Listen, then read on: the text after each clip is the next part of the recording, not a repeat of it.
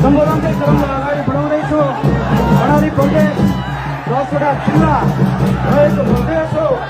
यस 10वटा जिल्लाबाट पार्टीको प्रतिनिधित्व गर्नु भने सुर्खेत जिल्लाबाट सभापति रमेश कुमार सापकोटा, दैलेख जिल्लाबाट मित्र कुमार प्याकुरेल, त्यसै गरी कालीकोट जिल्लाबाट सभापति प्रेम केसी, जुम्ला जिल्लाबाट मकर भण्डारी, रुकुम पश्चिमबाट इन्जिनियर मानबहादुर साई, सल्यानबाट प्रकाश नेपाली, जाजरकोट जिल्लाबाट महेश सिंह, मुगु जिल्लाबाट राजेन्द्र साई र हुम्ला जिल्लाबाट लक्ष्मण एडीलाई म यता स्थानमा आसन ग्रहणको लागि पनि हार्दिक अनुरोध गर्दछु।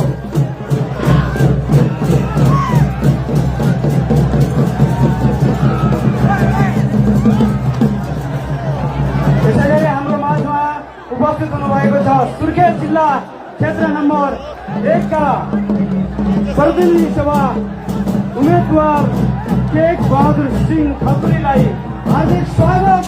घण्टीमय अभिवादन।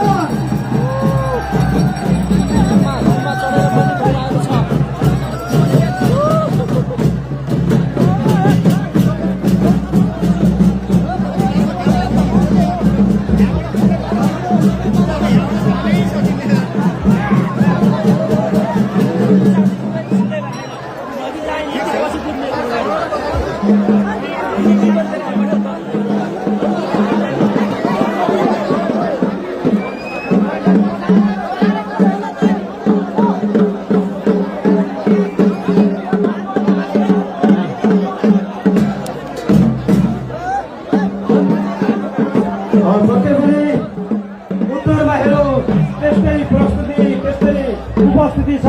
पश्चिममा हेऱ्यो त्यस्तै उपस्थिति छ। दक्षिणमा हेऱ्यो त्यस्तै, पश्चिममा हेऱ्यो त्यस्तै उपस्थिति छ।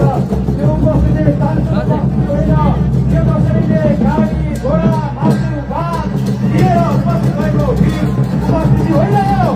यो परिवर्तनका खातिर कर्णालीका जनताको भाग्य र भविष्य लेख्नका लागि यो परिवर्तनको उपलब्ध उपस्थित हुनुभएका दैलेख, सुर्खेत, लगायत कर्णाली प्रदेशका 10 जिल्लावासी सम्पूर्ण आमा बुवा दाजुभाइ दिदीबहिनीहरूको यो उपस्थिति हो। कतै पनि यहाँहरू कुनको ठाउँमा हुनुहुन्छ, अलिकति धेरै सानो भएकोले केही असहज भएको छ होला। जहाँ जसरी हुन्छ हामीले यस कार्यक्रमलाई भव्य बनाउनु छ, यस कार्यक्रमलाई सफल बनाउनु छ। यहाँहरूले पक्कै पनि भूमिका खेलिदिनुहुनेछ।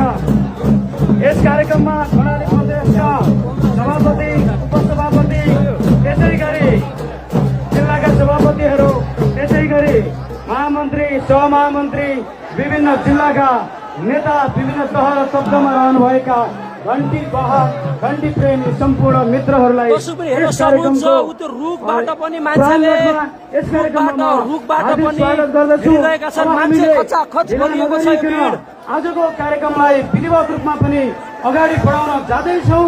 यहाँहरूको प्रतीक्षाको घडी अब धेरै टाढा छैन। हाम्रा आदरणीय 3 करोड नेपाली स्वदेश तथा विदेशमा रहनुभएका नेपाली आमा बुवा दाजुभाइ दिदीबहिनीहरूको आशाको सम्वाहक, हजारौं चेलीहरूको आँसु पुस्दै टेलिभिजन अमेरिकामा रहँदा म राष्ट्रको सेवा विश्वले चिनेका नेपाल जस्ता 100औं कार्यक्रमहरू चलाएर राष्ट्रिय भावले